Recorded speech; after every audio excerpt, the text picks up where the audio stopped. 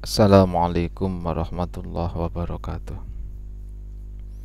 Mari kita buka dengan bacaan Ummul Quran Al-Fatihah. Bismillahirrahmanirrahim. Alhamdulillahirabbil alamin arrahmanirrahim maliki yaumiddin. Iyyaka na'budu wa iyyaka nasta'in ihdinas siratal mustaqim. Siratal ladzina an'amta 'alaihim ghairil maghdubi 'alaihim waladdallin. Amin. Bismillahirrahmanirrahim. Far'un hadza tegese utawi iki iku far'un far' siji, satu cabang permasalahan fikih. Qala wasdawu sapa al-qadi idza utliqa al-qadi fi hadzal kitab fal muradu bihi al-qadi Suraj. Jadi kalau di dalam kitab ini bilang al-qadi, ya terkait satu pendapat, ya bukan menceritakan sebuah kasus yang melibatkan qadi dalam makna jabatan hukum. Maka al-qadi ini maksudnya adalah qadi Suraj, yakni nama dari seorang ulama. Sama misalnya qala saykhuna, misalnya begitu, maka di dalam kitab Fathul Mu'in kalau qala saykhuna itu dimutlakan, maka saykhuna yang dimaksud adalah Ibnu Hajar Al-Haytami. Wa aqarru lan netepake sapa ulama hu ing qaul. Pendapat qadi Suraj ini juga diakui kebenarannya oleh para ulama. Ngucap ing lafat law hadara lamono hadir sapa al-gharimu wong kang duweni utang. Wamtana alan moh sapa al-gharim mimbai imalihi saking adol bondone al-gharim al-ghaibi kang ghaib. Jadi orang yang didakwa yang awalnya ghaib itu telah hadir, di mana statusnya ditetapkan sebagai orang yang memiliki hutang. Maka salah satu jalan atau satu-satunya jalan untuk membayar hutang itu adalah dengan menjual hartanya yang tidak ada di wilayah itu. Akan tetapi dia tidak mau. Padahal tujuan dari menjual harta itu akan digunakan liwafai dainihi, krana nyauri utange al-gharim bihi kelawan mal. Indat tolabi yang dalam nalikane diminta. Jadi orangnya ini nyata-nyata diputuskan sebagai orang yang memiliki hutang yang tentu harus dibayarkan, dan ketika diminta ternyata dia tidak mau menjual hartanya untuk dibayarkan hutang. Sago mongko wenang lil qadi kedua qadi. Al qadi di sini bukan qadi Suraj maksudnya. Al qadi ini maksudnya pejabat kehakiman atau seorang hakim begitu ya. Apa bai'uhu adol mal.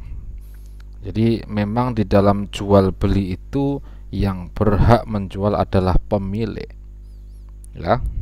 Maka di salah satu syarat jual beli itu barang yang dijual atau yang digunakan untuk membeli adalah milkun tamun, kepemilikan yang sempurna. Itu pada prinsip awalnya.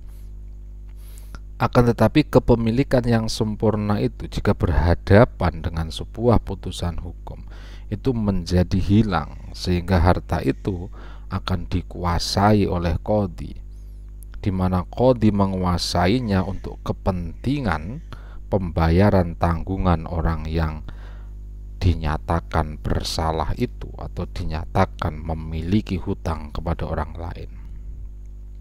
Sehingga seorang qadi dalam konteks ini boleh menjual hartanya itu. Apa bai'u adol mali qada iddaini krono nyauri utang, utange gharim. Wa ilam yakun senajan ora ono apa almalu bondo iku bimahalli wilayatihi ing dalem panggonane wilayahe al-qadi. Wa kadza kaya mengkene saho in ghaba lamuno ghaib, lamuno tidak hadir sapa al-gharim bimahalli wilayatihi ing dalam panggonan kekuasaane qadhi. Kama kaya pendapat zakaro kang nyebutake hu ing ma sapa at-Taju as-Subkiyu Imam Tajuddin as-Subki wal Ghaziyu lan Imam al-Ghazi. Wa qala lan wasdawu sapa as-Subkiyu wal Ghaziyu bi khilafi ma dawuh ing lafat bi khilafi ma kelawan nulayani masalah laukana kang lamuno ana apa mal iku bi ghairi mahalli wilayati ing dalem sakliyane panggonan wilayahe al-qadhi li'annahu karena sak temene kelakuan iku la yumkinu tidak mungkin apa niyabatu olahe gantenine al-qadhi anhu saking al-gharim fi wafaidaini ing dalem nyauri utang hina idzin ing dalem nalikane iki laukana bi ghairi mahalli wilayatihi. Nah, jadi apa yang disebutkan di dalam awal far ini yang mengatakan bahwa seorang qadhi itu berhak ya untuk menjual hartanya orang yang memiliki hutang agar digunakan untuk membayar hutangnya, meskipun harta itu tidak pada wilayah kekuasaan qadhi. Itu pernyataan awalnya begitu. Akan tetapi kemudian Imam Tajuddin as-Subki dan Imam al-Ghazi memberi catatan bahwa ketentuan di atas itu bisa berlaku ketika memang harta yang akan dijual itu berada dalam wilayah kekuasaan al-qadhi, wilayah yurisdiksi al-qadhi. Sebaliknya, kalau kemudian harta itu di luar wilayah kekuasaannya, di luar wilayah hukumnya, di luar wilayah yurisdiksinya, maka tentu seorang qadhi tidak bisa menjualnya. Alasannya li'annahu la yumkinu niyabatu, karena tidak dimungkinkan ketika harta itu di luar wilayah kekuasaannya seorang qadhi bisa untuk merampasnya, bisa untuk mensitanya, karena tentu di wilayah yang lain itu ada qadhi yang lain juga. Wa hasilu kalamihima utawi simpulane dawe as-Subki wal Ghazi iku jawazul bai'i wenange adol harta miliknya orang yang punya hutang agar dijual dan dibayar dan digunakan untuk membayar hutang. Idza kana ing dalam nalikane ono sapa al-gharim huwa ya al-gharim au maluhu to bondone al-gharim iku fi mahalli wilayati ing dalam panggonane kekuasaane al-qadhi wa mana alan nyegah sapa al-gharim hu ing pe idza kharaja ing dalam nalikane metu sapa al-gharim lan mal anha sangking wilayah. Muhimmatun ai hadhi tegese utawi iki iku muhimmatun perkara kang penting. Lau ghaba lamuno ghaib lamuno lunga lamuno ora hadir sapa ingsanun menungso. Ada seseorang itu bepergian dari satu daerah min ghairi wakilin sangking tanpa wakil, di mana dia tidak memasrahkan urusannya kepada wakil. Walahu lan iku tetep ketuwe ingsan malun utawi bondo hadirun kang hadir. Jadi dia meninggalkan harta yang harta ini tidak ada yang mengelola. Faunhiya nuli den tekaake ila hakimin maring hakim, maka kemudian harta itu dilaporkan atau diserahkan pada hakim dengan mengatakan apa anau sak temene hakim iku ilam yabi lamun ora adol sapa hakim hu ing mal. Jadi ada orang yang melapor, Pak Hakim, ini ada orang bepergian tapi dia memiliki harta dan tidak ada yang merawatnya. Ini kalau panjenengan tidak menjualnya, ikhtala mu'dhamuhu, ikhtala mongko dadi cacat, menjadi rusak apa mu'dhamuhu agung-agunge mal, maka nanti kebanyakan dari harta itu akan rusak. Ketika dilapori demikian, lazima mongko tetep, mongko wajib hu ing hakim apa bai'uhu adol ing mal, inta ayana lamun dadi tertentu apa be apane torikon dalane disalamatihi ketuwe selamete mal. Jadi seorang hakim yang dilapori, kalau harta ini tidak engkau jual Pak Hakim, maka justru akan menjadi rusak. Maka ketika dilapori demikian, hakim wajib menjualnya kalau memang penjualan itu satu-satunya jalan untuk menyelamatkan harta itu. Waqad sarraha teman-teman jelasake sapa al ashabu Syafi'i bi anal qadhiya kelan sak temene qadhi iku innama yatasallatu, angin pestine nguasani sapa al qadhi ala amwalil ghaibina ing atase pira-pira bondone pira-pira wong kang ghaib, idza asrofat ing dalem nalikane parek apa amwal ala dia ing atase kasio-sio, au masad utawa ngenani apa al hajatu kebutuhan ilaiha maring amwal, fistifai hukukin ing dalem amrih nuhoni pira-pira hak, sabatat kang tetep apa hukuk alal ghaibi melarat ing atase wong kang ora hadir. Jadi ashabus Syafi'i, para pengikut madhab Imam Asy-Syafi'i telah menjelaskan bi annal qadhiya, bahwa seorang qadhi dia menguasai atas harta-harta orang yang tidak hadir, di mana harta itu berada di dalam wilayah jurisdiksinya. Kapan dia menguasai? Idza asrafat alad-diya, kalau harta itu sudah mendekati akan tersia-sia.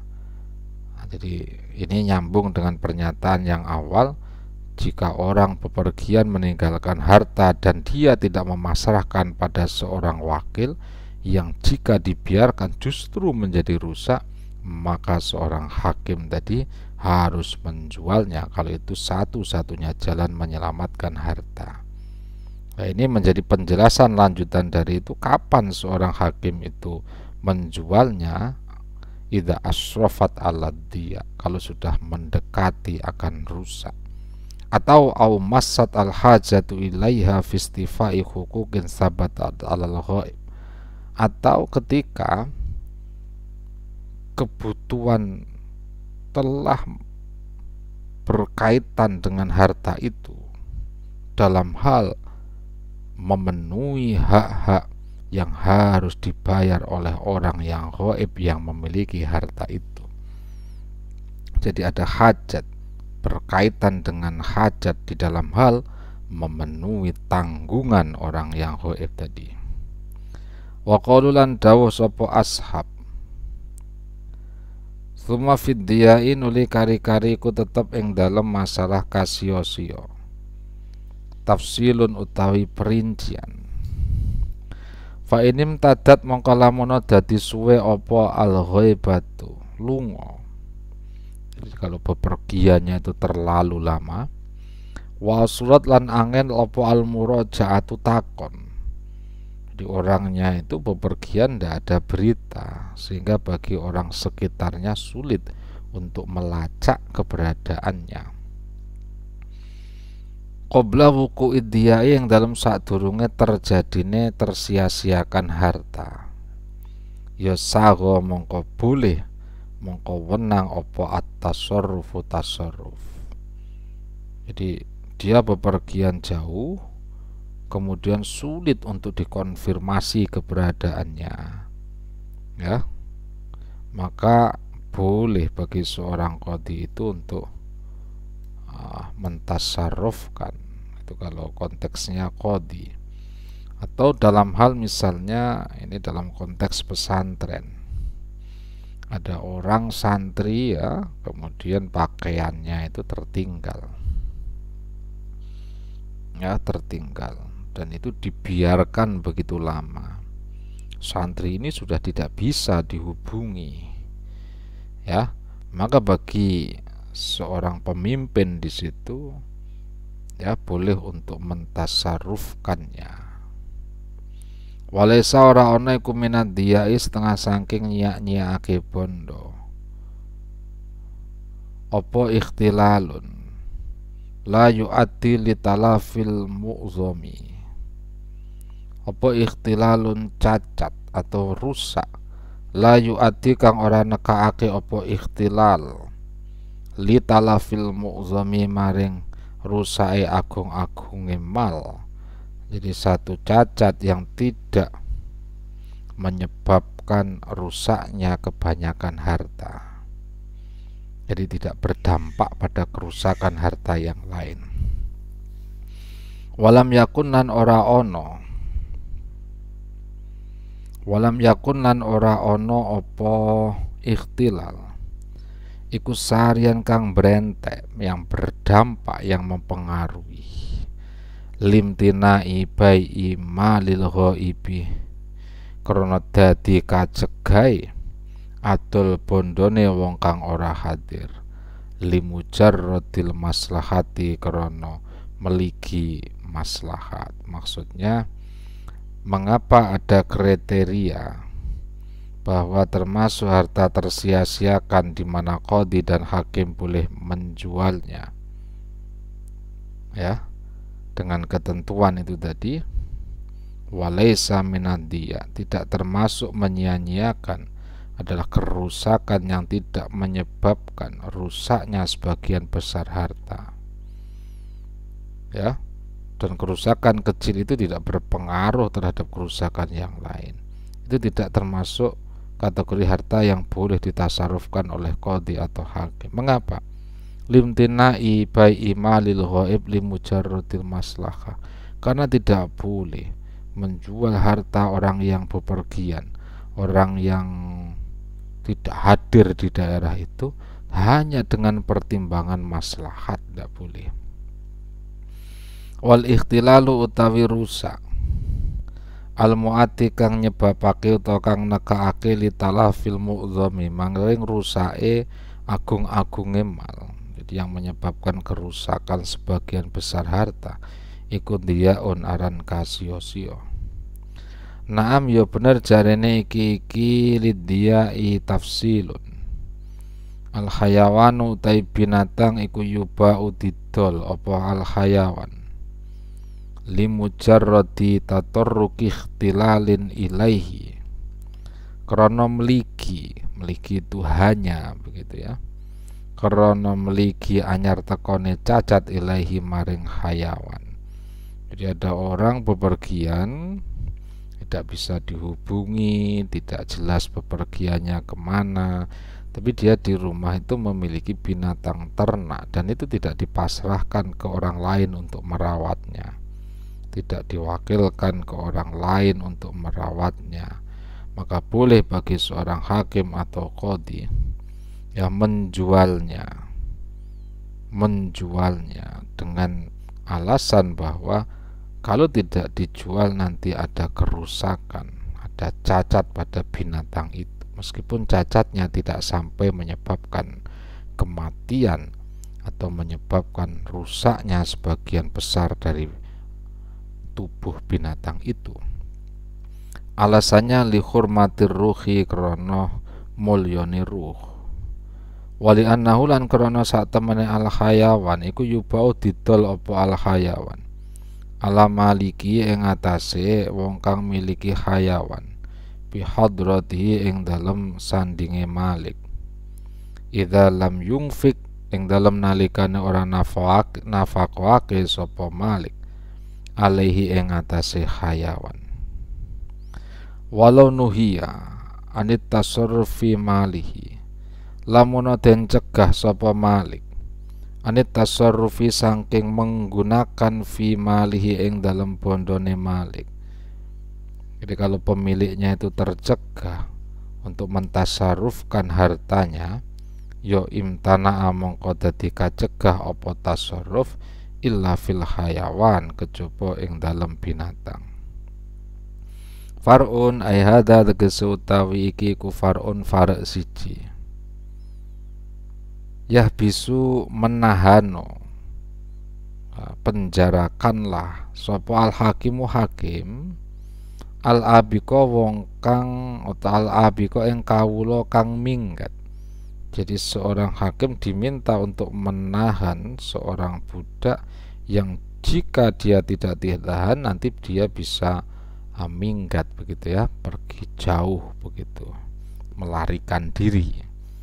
Idza wajada, jadi seorang hakim yang mendapati budak yang melarikan diri, oleh karena itu dia hakim itu boleh atau harus menangkap orang itu untuk dipenjara. Itu begitu. Sehingga ini ada dua sisi. Satu sisi seorang hakim yang memiliki pertimbangan bahwa kalau budak ini tidak dipenjara dia akan melarikan diri, maka budak ini dipenjara.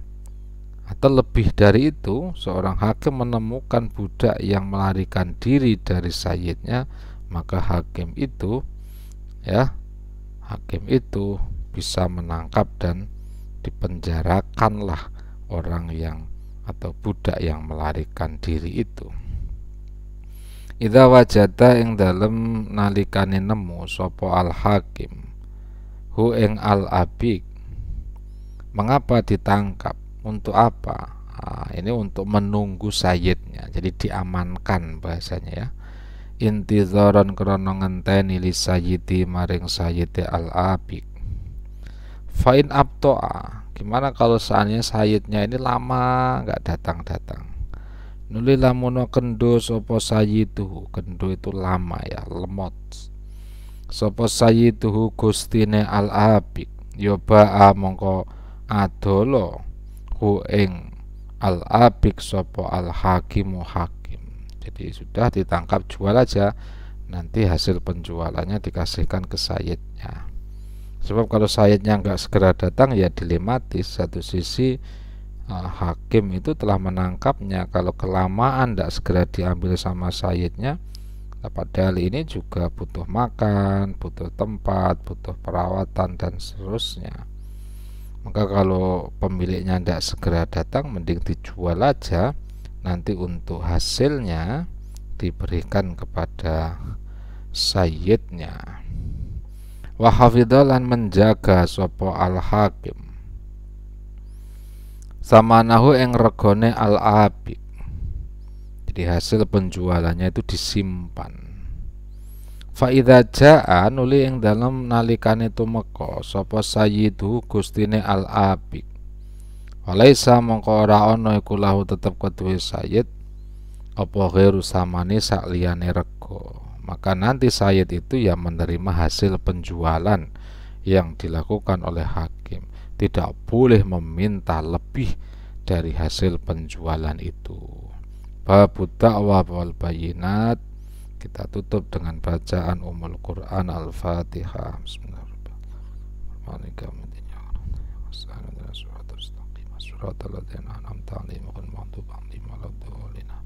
Assalamualaikum warahmatullahi wabarakatuh.